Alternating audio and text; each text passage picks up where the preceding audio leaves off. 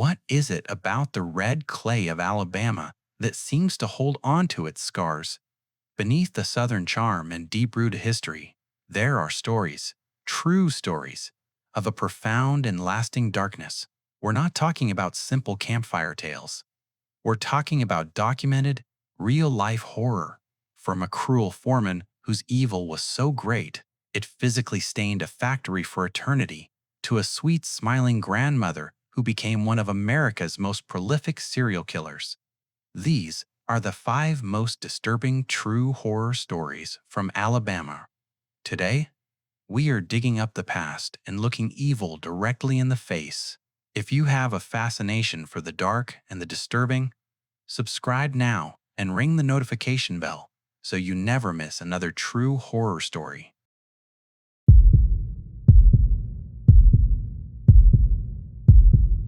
This is not a story of a monster that lurks in the shadows. It is the story of a monster who sat at the dinner table, who smiled in family photographs, and who baked cakes for her victims. The case of Nannie Doss is a study in domestic horror, a decades-long chronicle of pathology hidden behind a grandmotherly facade. Her story does not begin with a traumatic event, but with a mundane desire. Born in the quiet hills of Alabama, Nannie was one of 5 children born to James and Lou Hazel. Her childhood in Blue Mountain was, by all accounts, unpleasant. James Hazel was a controlling and deeply unhappy man, described as a despot who forced his children to work the family farm and forbade them from attending school, believing education was a corrupting influence, particularly for his daughters. He also prevented them from attending social events, from wearing makeup, or from engaging in the normalcies of youth. This forced isolation had a profound effect on Nannie. With no outlet to the real world, she retreated into a fantasy one. Her only escape was her mother's Lonely Hearts magazines. She would secretly read the romance columns, the stories of passionate lovers, and the advertisements for men seeking wives. It was here, in the pages of cheap pulp magazines, that Nannie developed a lifelong obsession, the search for the perfect, idealized romantic partner. She was not just looking for a husband, she was looking for a character from a story. A second formative event occurred during her childhood. While the family was taking a train to visit relatives, the car came to a sudden, lurching stop. Nannie, sitting at the back, was thrown forward, striking her head hard on a metal bar. For years afterward, she would complain of debilitating headaches, blackouts, and periods of mental fog. She would later, quite cheerfully, blame this head injury for the string of murders that would define her life. At 6, Nannie began working at a linen factory in nearby Anniston. It was her first taste of freedom, and she used it to begin her quest. She met a co-worker named Charlie Braggs. He was quiet, and within 5 months of dating, they were married. Nannie was 16. It was 1921. The fantasy immediately crumbled. Real life was not a romance novel. Nannie moved in with Braggs, but so did his unmarried mother. Nannie was once again under the thumb of a controlling figure, this time a mother-in-law who dominated the household. The marriage was not romantic, it was a trap. Between 1923 and 1927, Nannie gave birth to 4 daughters. In 1927, the first suspicious deaths occurred. The middle 2 daughters, both healthy, died suddenly and inexplicably. The attending physician, with limited forensic tools, diagnosed the deaths as food poisoning. Nannie, the grieving mother, reportedly showed little emotion. Charlie Braggs, however, grew terrified of his wife. He suspected her. He believed Nannie had poisoned their own children. In 1928, he took their eldest surviving daughter, Melvina, and fled, abandoning Nannie and the newborn, Florine. Soon after Braggs left, his mother, Nannie's controlling mother-in-law, died in her sleep. Nannie was the sole beneficiary of her small estate. Charlie Braggs, upon hearing the news from afar, was confirmed in his terror. He never returned. The marriage was over. The pattern of Nannie's life was now set. Her first husband had failed the fantasy, and death, she had learned, was a simple and effective solution. Nannie and her two surviving daughters moved back in with her mother in Blue Mountain. She spent her time working, reading her magazines, and writing to men from the Lonely Hearts columns. In 1929, she found a new man, Frank Harrelson. They met in Jacksonville, Florida, where she had traveled to meet him, and they married. This second marriage was also a disaster. Harrelson was a 23-year-old factory worker, a drunkard, and a convicted womanizer. He was, in every way, the opposite of the romantic ideal. But this period marks one of the most disturbing chapters in Nannie's life: the death of her grandchildren. Her eldest daughter, Melvina, the one who had fled with her father, was now married and had a child of her own, a son named Robert. In 1943, Robert died. The cause of death was listed as asphyxia from unknown causes. Nannie had been with the child just before his death. 2 years later, in 1945, Melvina gave birth to a second child, a baby girl. Melvina had just delivered the baby and was still hazy from anesthetic when she claimed she saw her own mother, Nannie, standing over the newborn's bassinet. Melvina watched, she would later testify, as Nannie took a long hat pin from her hair and calmly plunged it into the baby's skull. Melvina screamed, but the baby was dead. A doctor, summoned by the father, could find no evidence of foul play and, tragically, attributed the accusation to postpartum hysteria. Nannie's motive for killing her own grandchildren remains a dark mystery. Some speculate it was for the small insurance policies. Others, more chillingly, suggest she did it simply to remove the inconvenience of her daughter's family. That same year, Frank Harrelson's luck ran out. After a particularly violent, drunken night where he had assaulted Nannie, she decided the marriage was over. She located the rat poison he kept in the shed, she measured it out, and she stirred it into his corn whiskey. He died in agony. Nannie, the grieving widow, collected the life insurance money and was, once again, free. Nannie moved on, traveling to North Carolina to meet her next Lonely Hearts correspondent, Arlie Lanning. They married in 1947. Lanning, by all accounts, was a good man. He was gentle, romantic, and doted on Nannie. For a time, it seemed, she had found her fantasy. But Lanning had a secret. He was a periodic alcoholic. When Nannie discovered this, the fantasy shattered. He was, like all the others, flawed. Arlie Lanning died in 1950. His symptoms were sudden, severe, and flu-like: fever, stomach cramps, and vomiting. The local doctor ruled it heart failure, a common catch-all diagnosis. The town of Lexington, North Carolina, mourned the kind man and pitied the poor, unlucky widow. But Nannie, it seems, was becoming sloppy. Or perhaps more arrogant. Lanning's will had left his house to his sister. Nannie, enraged that she was not the sole beneficiary, waited until his sister was out of town, and then she burned the house to the ground. She collected the insurance money from the house, but not from Arlie. This was a mistake she would correct. It was after Lanning's death that Nannie returned to her home state of Alabama. She was not there to resettle. She was there to purge. Her sister Dovie was ill, suffering from a minor ailment. Nannie, the picture of the caring, helpful sibling, traveled to Blue Mountain to nurse her.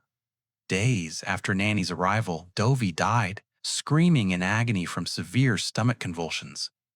Nannie stayed in Alabama. Her mother, Lou, was now elderly and needed care. Nannie, the dutiful daughter, moved in. In early 1953, Lou Hazel complained of stomach pains. Nannie gave her a cup of special coffee to settle her stomach. Lou was dead before nightfall. Nannie was systematically eliminating her entire family. She was, perhaps, erasing her past, or, more likely, she was cashing in. With each death, she collected a small insurance policy. She was cleaning house. With her family members dead, Nannie was free to pursue her true passion. She joined a Diamond Circle Club, a Lonely Hearts correspondence group. She quickly met Richard L. Morton of Emporia, Kansas. They married in October 1952. Morton was a good man, stable and financially secure. But he made one fatal mistake. He had an affair. The fantasy was shattered. In April 1953, just months after her mother's death, Richard Morton died. He was complaining of an upset stomach. Nannie, ever the caregiver, offered him a cup of coffee. He died within hours. Nannie, the grieving widow, collected another life insurance policy. She did not wait long. Her final victim was a man named Samuel Doss of Tulsa, Oklahoma. Doss was different from the others. He was a devout, no-nonsense religious man. He was also profoundly boring. He disapproved of Nannie's romance novels and her new obsession, television. He controlled the money, and he expected a dutiful, subservient wife. He was, in Nannie's eyes, the worst husband of all. He had destroyed her fantasy by being painfully, tediously real. Nannie decided to kill him. She baked him a prune cake, her specialty, and laced it with an enormous amount of arsenic. Samuel ate the cake and was immediately, violently ill. He was rushed to the hospital, where he lingered for 23 days. Doctors, baffled by his symptoms, diagnosed it as a severe digestive tract infection. He eventually, miraculously, recovered. Samuel Doss returned home from the hospital on October 5, 1954. Nannie, frustrated by her failure, did not wait. She filled a thermos with coffee, laced it with another massive dose of arsenic, and handed it to her husband. He was dead by midnight. This time, however, Nannie had made a fatal error. The attending physician, Dr. Hugh Norris, was the same doctor who had treated Samuel for his infection just weeks earlier. He found the sudden death highly suspicious. He refused to sign the death certificate, and, against Nannie's frantic protests, he ordered an immediate autopsy. The autopsy revealed the truth. Samuel Doss's body contained enough arsenic to kill nearly 20 men. Dr. Norris immediately called the police. The investigation unraveled Nannie's entire life. When questioned, Nannie was not distraught. She was not angry. She was cheerful. She smiled. She giggled. She joked with the officers, charming them, offering them coffee. As the press descended, she reveled in the attention, earning her moniker, the Giggling Granny. The police in Oklahoma contacted authorities in Kansas, North Carolina, and Alabama. The exhumations began. The body of Arlie Lanning was exhumed, full of arsenic. The body of Richard Morton was exhumed, full of arsenic. The body of Frank Harrelson was exhumed, full of arsenic. The state of Alabama, horrified, began its own investigation into the deaths of Dovie Hazel, Lou Hazel, and Nannie's 2 infant daughters. The evidence was overwhelming. Nannie, confronted with the toxicology reports, finally confessed. But she only confessed to what she thought they could prove. She admitted to killing 4 of her husbands, Harrelson, Lanning, Morton, and Doss. She would go to her grave swearing she had no part in the deaths of her children, her grandchildren, her sister, or her mother. Her motive, she insisted, was love. "That's the story, sir," she told her interrogator. "I was just searching for the perfect mate, the real romance in life."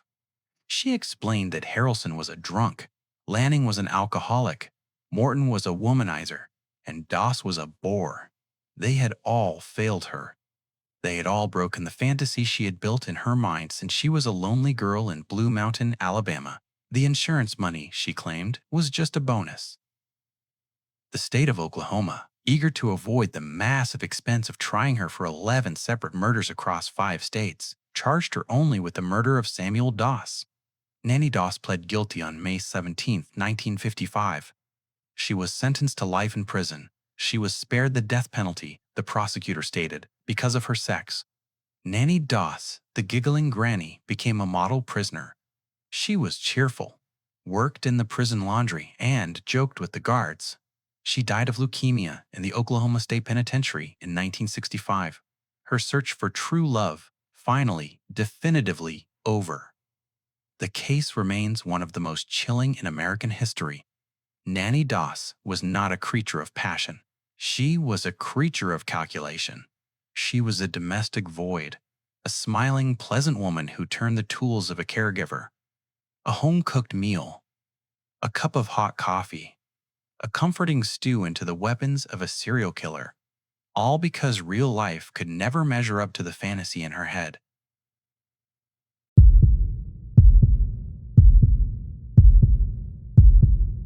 Come to Birmingham. Come to the heart of what they once called the Magic City. You will find it there, waiting for you. A monument of rust and iron, a cathedral of decay. This is Sloss Furnaces. Today it is a national historic landmark, a museum, a place for concerts, for art, for metal working classes, and Halloween fright nights. But do not be fooled by the string lights or the tour guides. You are not walking through a museum. You are walking through a tomb. You can feel it the moment you step onto the grounds. The air is heavy. It smells of old iron and something else, something coppery and bitter, like ancient fear. The silence here is unnatural.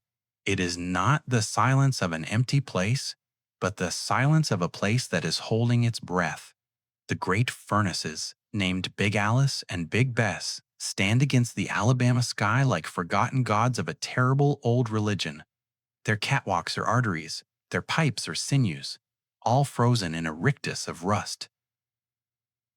But this place was not always silent. For nearly 90 years, this was the roaring, screaming, bleeding heart of an industrial hell. To understand the ghost, you must first understand the machine. Sloss Furnaces was born in 1882, forged from the vision of Colonel James Withers Sloss. He saw the impossible geography of Jones Valley, the holy trinity of iron ore, coal, and limestone, all within a 30-mile radius. It was the only place like it on Earth. And so, Birmingham was conjured from the red dust, a city built in service to the fire. Sloss was the altar, and it demanded sacrifice. Imagine this place in 1900. It is not silent. It is the loudest place you have ever been. It is a symphony of violence. The ground trembles. A constant, low-frequency earthquake from the massive steam-driven blowing engines in the powerhouse.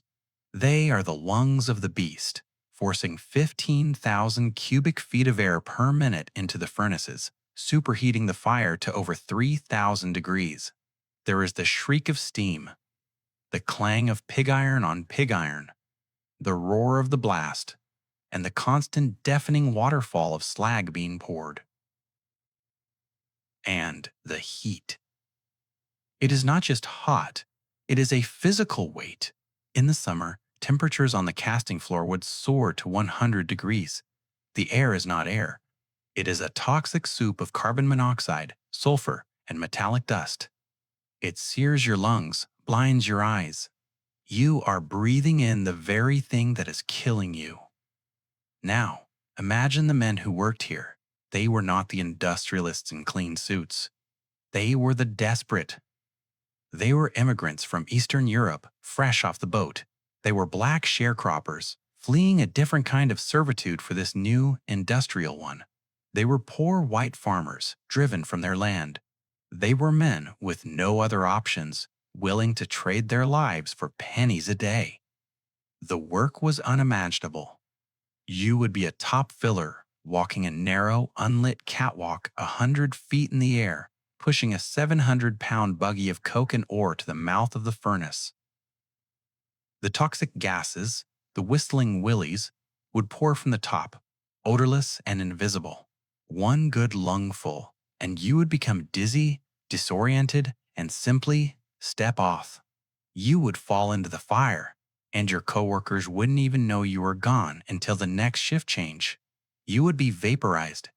Or perhaps you worked the casting floor. Your job was to tap the furnace, to break the clay plug and release a river of molten iron. Sometimes the furnace would pig. A pocket of moisture in the ore would flash boil, causing a catastrophic explosion. A fountain of 3,000-degree metal would erupt from the furnace, and any man in its path would be instantly incinerated, his body flash-cooked inside his work boots. They would find the boots later with the feet still in them. This was the reality of Sloss. Men were blinded, maimed, scalded, crushed, and gassed. They fell from heights. They were run over by rail cars. They were caught in the massive rotating gears. It was a place that did not just have accidents. It was a machine designed for them. It was a machine that ate men. And every machine needs an operator.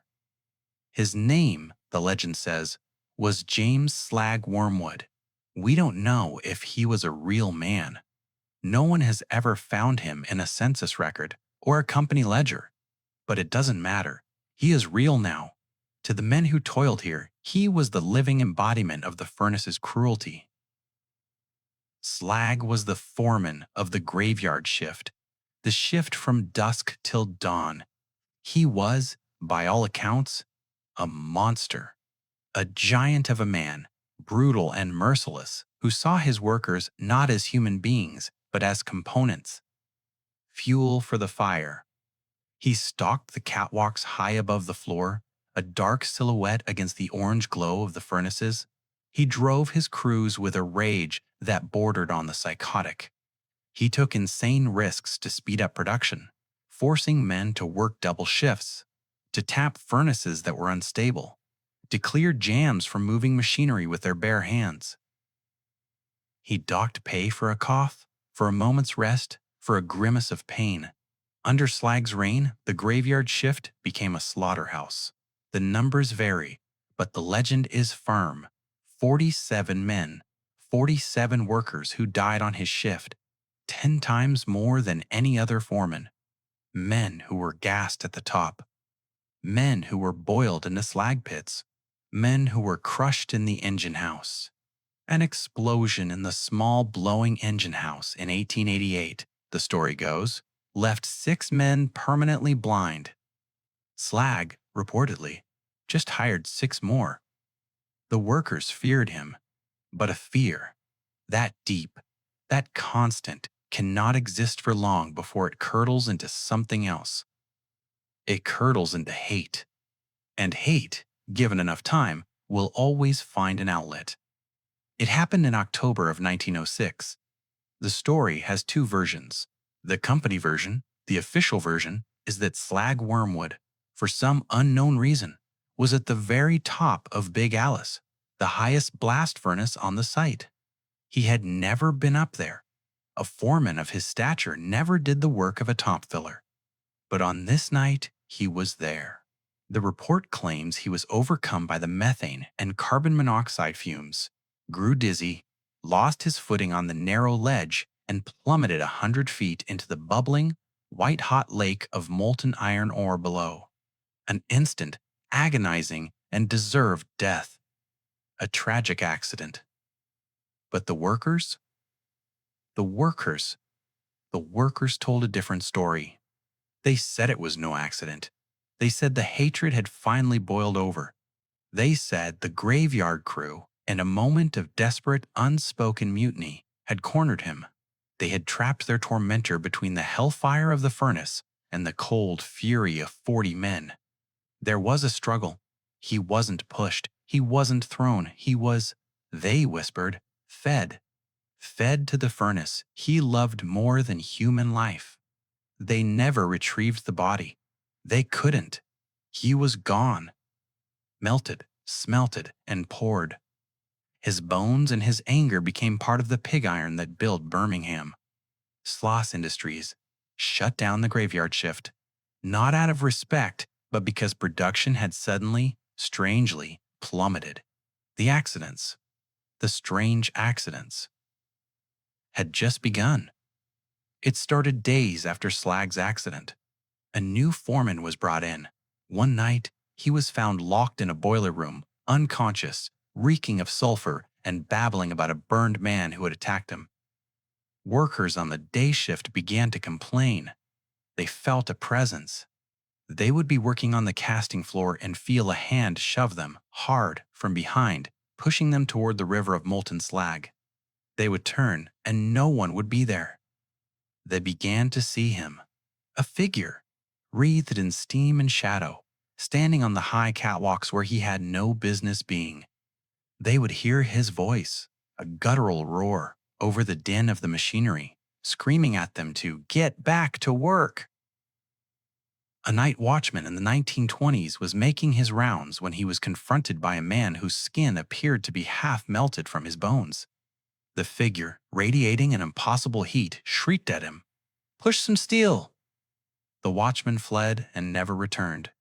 Another man, in 1971, just before the plant closed for good, was doing a final check.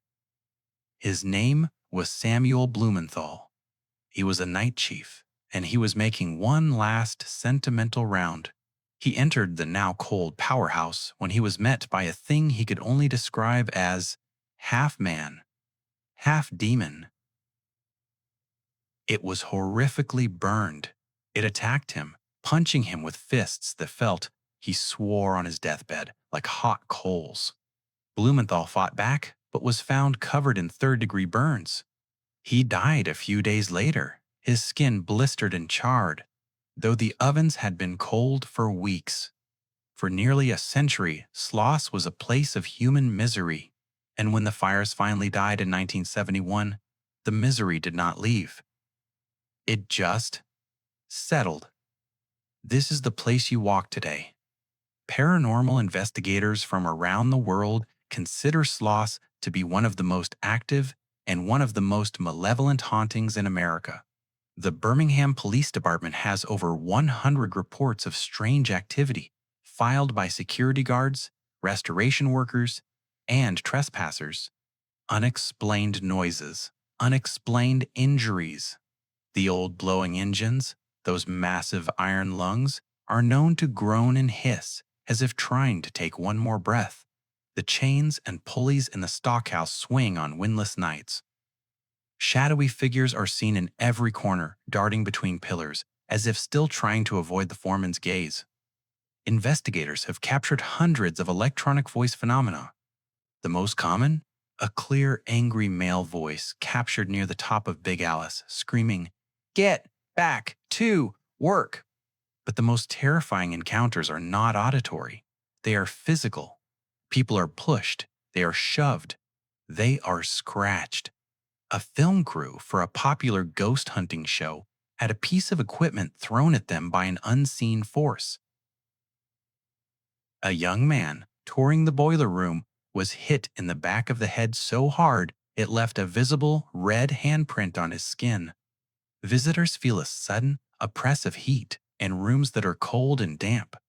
They are overcome with a wave of pure, undiluted rage, a violent impulse that does not feel like their own. And then there is Slag himself.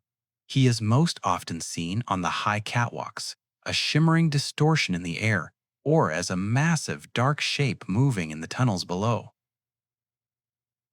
But some have seen him up close. They see the burned man, the monster with the melted face. They smell the sulfur. They feel the heat. And they feel the hate. This is his furnace. He is still the foreman. He is still on the clock. So, when you visit, when you take your photos and listen to the tour, pay attention.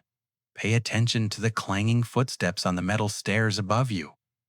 Pay attention to the sudden cold spots, or the sudden suffocating hot ones. Pay attention to the shadows and the feeling that you are being watched by an unseen overseer.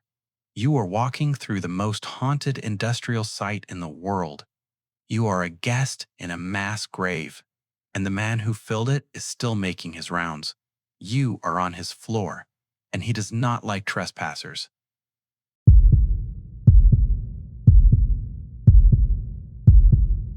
The story of Willie Edwards Jr. is not a ghost story. Though it is one that haunts the conscience of a nation, it is not a tale of demons or phantoms, but of a specific, tangible, and profound evil that once walked in the open light of day. It is the horror of hatred, codified into a cold, murderous act that reminds us that sometimes the true monster is simply an ordinary human being. The events took place in 1957 in Montgomery, Alabama. This was a place and a time defined by a tense, fragile peace that often broke into sudden, unimaginable violence. Willie Edwards Jr. was a young man of 25. He was, by all accounts, an ordinary man leading an ordinary life. He was married with 3 young children. He worked as a truck driver's helper for a local grocery store, delivering food and supplies to a military base near the city. He was a working man, raising a family, seeking nothing more than the simple dignity of life. The day was January 23, 1957. The air was cold, a typical winter day in the Deep South. Edwards was on his route, driving home from his job at the commissary at Maxwell Air Force Base. He was heading back into Montgomery, his mind likely on his wife and children, perhaps anticipating a warm meal and rest after a long day's drive. He had done nothing wrong. He was simply black, driving alone at night in the wrong place at the wrong time. The wrong place was a lonely stretch of road outside the city. The wrong time was the height of a campaign of terror waged by the Ku Klux Klan against the burgeoning civil rights movement. Just over a year earlier, the Montgomery bus boycott had ended successfully, shattering the city's entrenched segregation laws. The victory was immense, but it ignited a furious, racist backlash. Black churches and the homes of prominent civil rights leaders, including that of Dr. Martin Luther King Jr., were repeatedly bombed. The city was a powder keg, and the men of the Ku Klux Klan felt they had been given a license to inflict arbitrary, punitive violence. On that night, a small group of Klan members was on a routine patrol, hunting for any black person they deemed out of line. They were looking for an easy target, a symbol they could terrorize to send a message to the entire community: submission or death. They found Willie Edwards Jr. The details of the abduction are sparse, pieced together years later through the chilling testimony of the perpetrators themselves. The Klansmen, initially 3, later joined by a 4th, saw Edwards' truck. They signaled him to stop. Edwards, knowing the implicit and lethal danger of resisting, pulled over. He was immediately dragged from his vehicle, blindfolded, and forced into the back seat of the Klan car.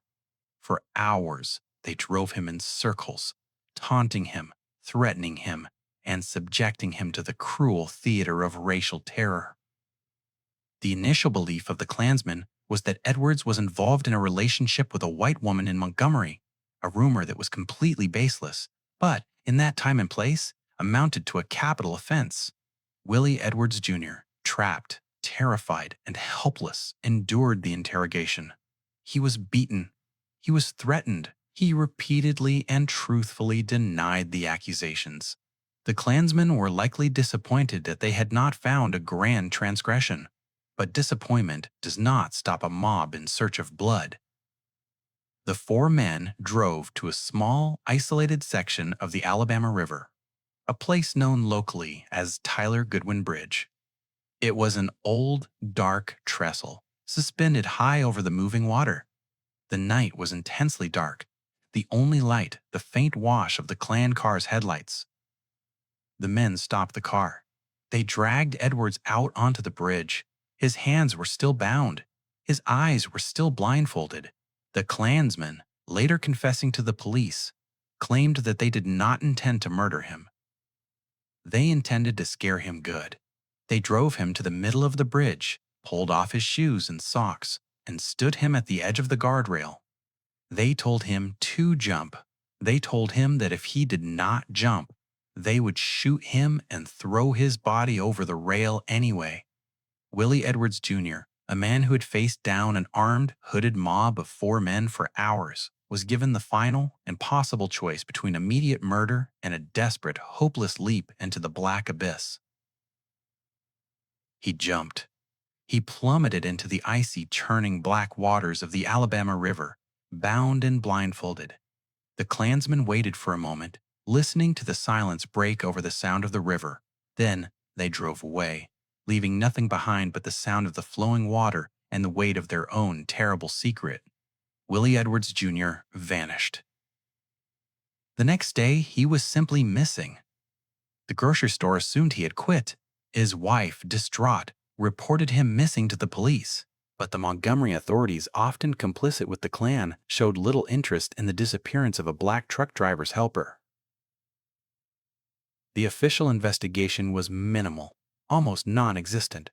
His name faded from the police blotter, and the tragedy was quickly filed away as another unexplained disappearance in a tumultuous era.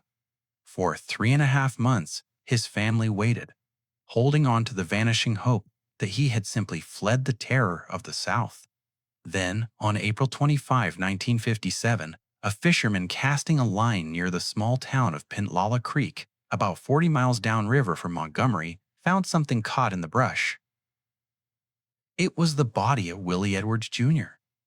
The Alabama River had kept its terrible secret, but it had finally given him back. The body was identified by his personal effects and the few distinctive characteristics that remained. The discovery was horrific. It proved that a crime had been committed. It proved that Edwards had not run away. The police opened an investigation, but it was perfunctory. Edwards's death was officially ruled an accidental drowning. The case went cold. The people of Montgomery knew what had happened. They knew the message of the Klan had been delivered, but fear, silence, and official indifference ensured that justice would be delayed for decades. The case remained a silent, festering wound in the history of Alabama until 1976, nearly 20 years later. The original group of 4 Klansmen had fractured, and one of them, a man named T.V. Sellers, could no longer bear the weight of the secret. He confessed to a state investigator, describing the abduction, the terror, and the horrific moment at the bridge. Sellers named the 3 other men involved: Henry Kyle Wallace, James York, and Jimmy Kelly. With the confession, the state of Alabama finally moved. A grand jury indicted all 4 men for the murder of Willie Edwards Jr. The moment of truth, it seemed, had arrived. The horror was finally going to be answered in a courtroom. But justice, once delayed, is often denied entirely. The trial was poisoned by political maneuvering and the intimidation of witnesses. Key pieces of evidence were lost or disappeared. The Klansmen's own confessions were deemed inadmissible, as they had been obtained under a promise of immunity by the first investigator, a promise the state now refused to honor. The Klansmen walked free. The case ended in a mistrial and a refusal by the state to retry the men. Willie Edwards Jr. had been killed twice, once by a mob of hooded bigots and a second time by a corrupted system of justice. His story lay dormant once more, until a wave of federal cold case reviews brought renewed attention. In 2007, 50 years after the murder, the story was revisited. In 2008, the state of Alabama indicted 2 of the surviving Klansmen, James York and Henry Kyle Wallace, on kidnapping and murder charges. Finally, justice seemed within reach. But in a final, agonizing twist of fate, the case was once again dismissed. A circuit judge ruled that too much time had passed, that the statute of limitations on the lesser charges had run out, and that the original mistrial barred a new prosecution. Once again, the men responsible for the premeditated murder of a young father were allowed to walk free. Willie Edwards Jr. remains the symbol of the casual, terrifying brutality of that era. His life was extinguished not because of any action he took, but because of the color of his skin and the monstrous certainty of his murderers that his life had no value. This is the terror of the bridge and the river. It is the chilling knowledge that sometimes the deepest horror comes not from the unknown, but from the brutal and intimate cruelty of one human being to another. May his story be remembered, not just as a tragedy, but as a perpetual indictment of the injustice that consumed him.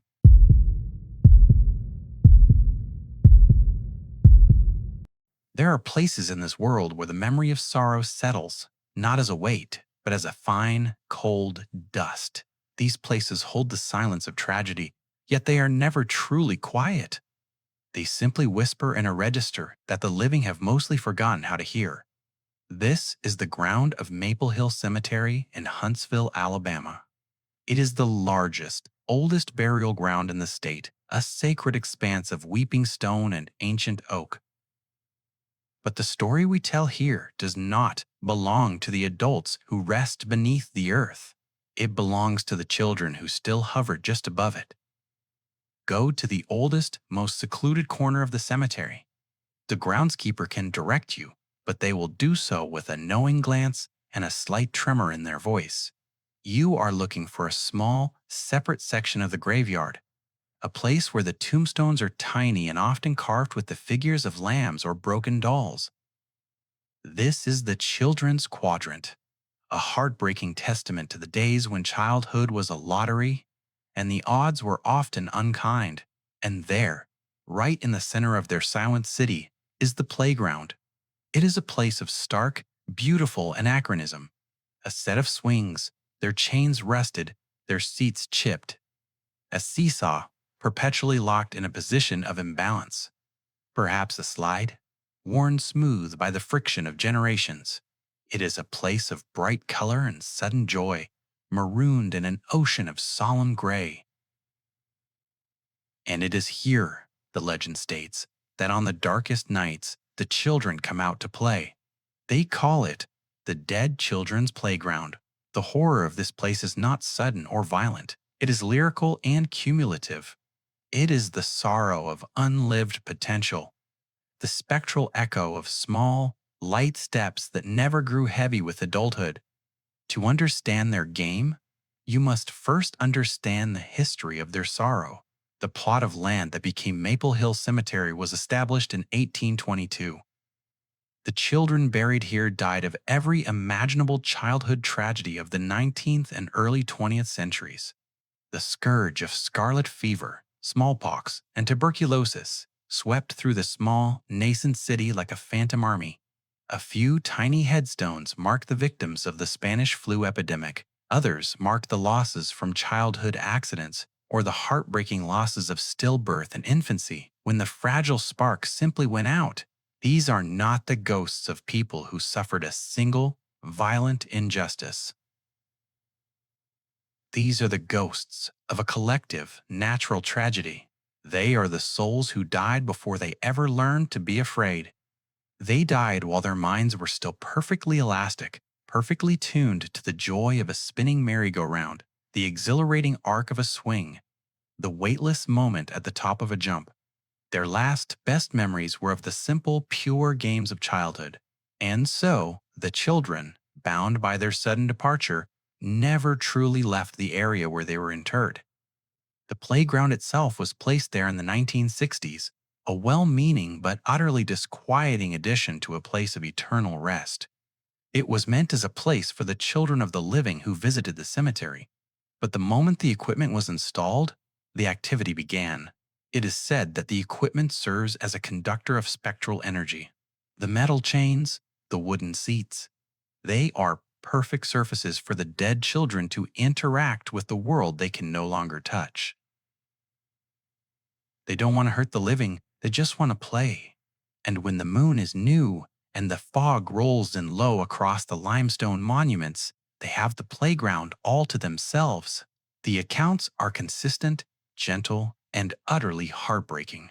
Visitors to the cemetery, from skeptical late-night adventurers to hardened security guards, report witnessing the same event, usually between the hours of 10 p.m. and 3 a.m. You park your car outside the heavy iron gates. You walk through the silence, your breath condensing in the cool air, and you finally reach the place where the tiny stones lean against each other like weary soldiers. And there, in the pitch black, the swings are moving. not swaying slightly from a breeze. There is no wind. The air is still and heavy. The swings are moving in full rhythmic arcs, as if a living, energetic child is pumping them to dizzying heights. One swing moves, then another. Sometimes, all three. You hear the rhythmic, mournful creak of the rusted chains, an audible mechanical signature of the invisible game in progress. If you are brave enough to stand there long enough, the sights and sounds become more focused. Here are the marbles. Visitors report finding marbles scattered across the ground or piled in perfect small groups near the base of the seesaw, only to find the area utterly clean the next morning. Sometimes, a single marble will drop from the darkness and roll directly to your feet, a tiny, playful offering. The giggles. The silence of the graveyard is immense, but if you listen, truly listen, you hear it. The faint, muffled sound of children's laughter, high-pitched and pure, the sound echoing slightly in the hollow of the night. It is the sound of joy untethered from the body. The shadows. It is not uncommon to see small, indistinct shadows flitting through the tree line or darting behind the massive oak that stands sentinel over the children's graves. They move too fast, too low, and too silently to be the animals of the night.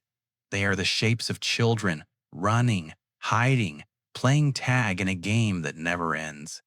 But the most intimate encounters are the touches. People who sit on the swings report feeling a sudden, inexplicable weight on the swing beside them. They feel the chains shudder. The swing may even begin to rock gently, as if a small friend has decided to sit down and share the silence. Others report a feeling of a small hand or a tiny tug on their jacket, a gentle request for attention, a wordless invitation to join the game. The sorrow deepens when you learn of the other history of this specific ground. In the 1960s and 1970s, the Dead Children's Playground became entwined with the darker history of Huntsville. During a period of intense public anxiety, there were several instances of children who vanished from the surrounding neighborhoods. This led to a disturbing, short-lived wave of local paranoia and the subsequent belief that the ghosts in the playground were not just playing, but guiding. It was rumored that the spirits of the dead children, trapped in their eternal game, would try to lure the living to safety, or perhaps to them. A local story persists that police, searching for a missing boy, were directed to a deep, abandoned well adjacent to the cemetery. They found the boy's body. The story claims the only reason the police even found the well was because the boy's terrified, heartbroken father swore he heard the voice of his dead son calling his name, guiding him to the spot. The Dead Children's Playground, therefore, becomes a locus not only of grief, but of active spiritual communication. It is an altar of remembrance where the veil between worlds is thinnest. The children who died here, small and innocent, do not understand the rules of death. They have not crossed over. They simply believe that if they play hard enough, if they swing high enough, if they giggle loud enough, they will eventually win the game and the sun will rise on a normal day. The playground is their constant. It is their anchor. It is the last physical piece of the joyous, fleeting world they remember. Stand there, late at night, and listen to the air. Listen for the creak of the chains. Look for the glint of marble in the moonlight. This is not a horror show. This is a profound and terrible sadness, made manifest through simple, mechanical movements. It is the sorrow of the South, the unquenched desire of the pure. You are watching a game played by players you cannot see. And if you hear a quiet voice call your name, asking for a push, asking for one last, glorious arc into the black sky, resist the urge to answer. For the children of the playground are always looking for a new playmate. And the ones they choose never leave the game.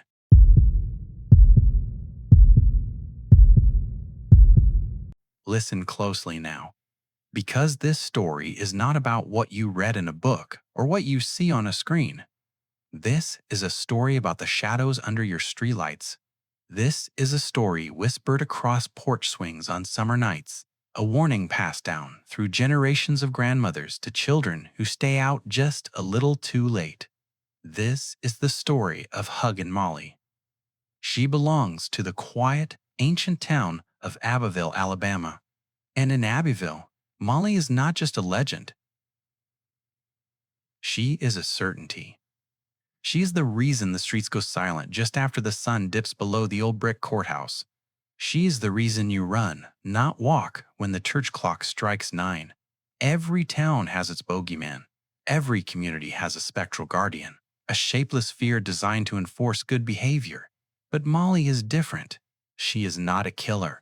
She is not a destroyer of property. She is a creature of pure, overwhelming, horrifying sadness. And she just wants to give you a hug. The legend of Huggin Molly is deeply rooted in the soil of Abbeville, tracing its origins back to the mid-20th century, specifically the late 1940s and early 1950s. The town itself is small, steeped in tradition, and historically a place where a child's reputation and safety was paramount. The story began as a simple cautionary tale. Don't wander the streets after dark, or Molly will get you. But who is Molly? The description is chillingly consistent, passed down through decades of sworn testimonies from teenagers, police officers, and brave, or foolish, adult skeptics. She is tall, impossibly tall.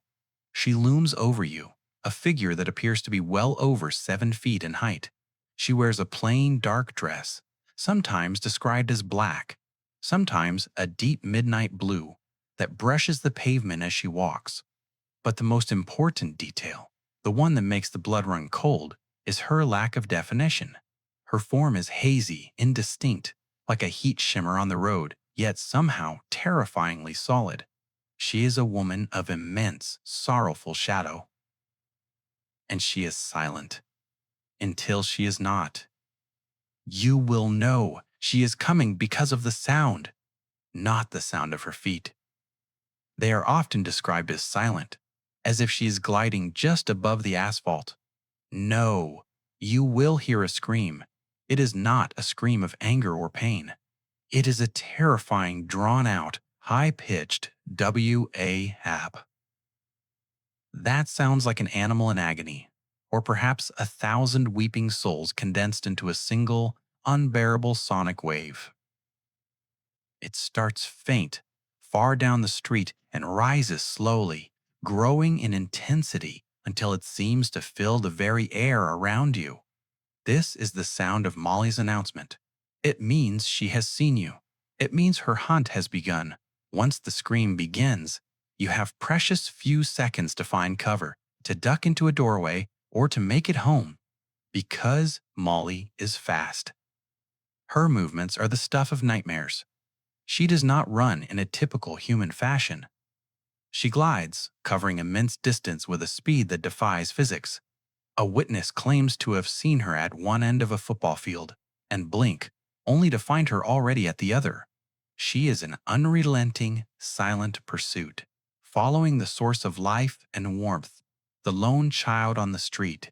When she catches you, and she always catches you, the encounter is terrifyingly personal. She throws her great, dark, shadowy arms around you. She envelops you.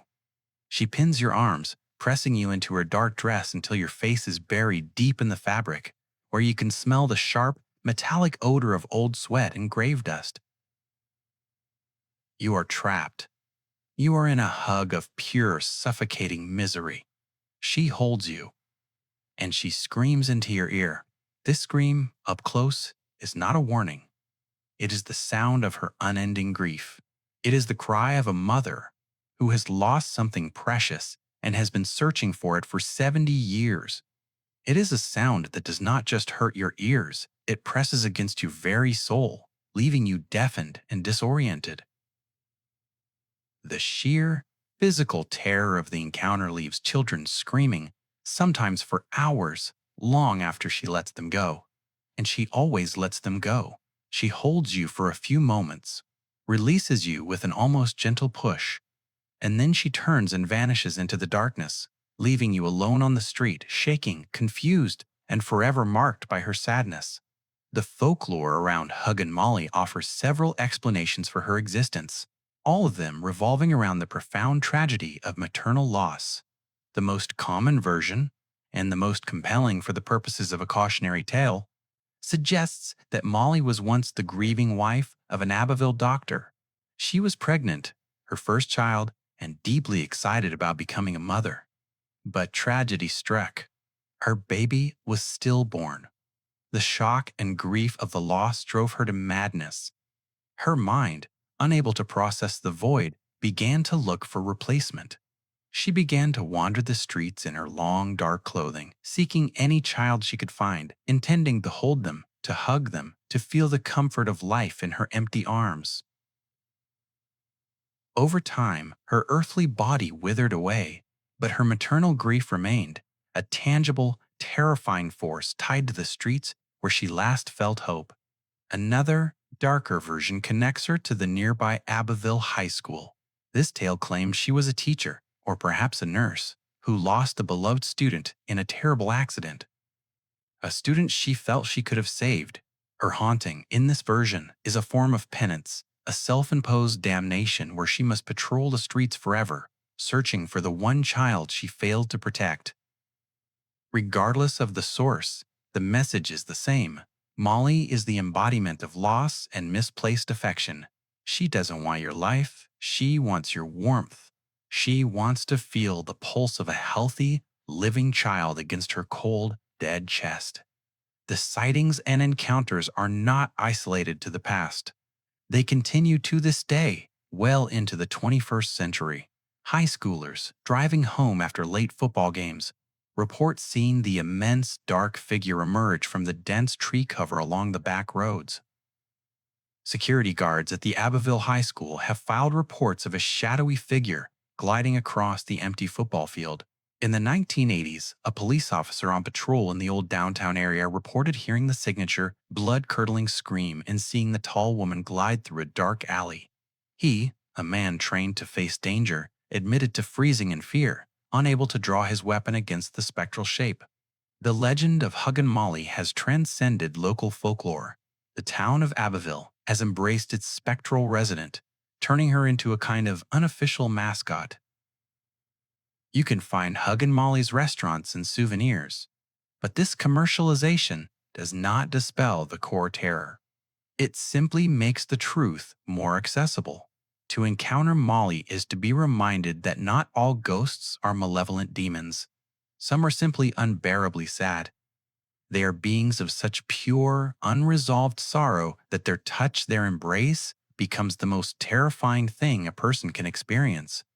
Their grief is so immense that it is physically transmitted, leaving the victim with a sense of dizzying despair, as if the weight of all the world's tragedy had been briefly placed upon their shoulders.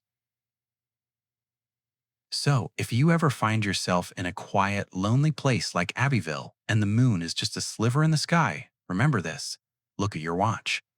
If it is after 9 o'clock, you should not be outside. If you hear a long, mournful cry, like a siren from a distant, weeping ship, run. Do not turn around. Do not try to catch a better look, because if she catches you, you will not be harmed, but you will be held. You will be pulled into the cold, boundless despair of a mother who has been looking for her lost child for 70 years. And that, children, is a memory no one can ever take from you. That is the price of Huggin Molly's embrace.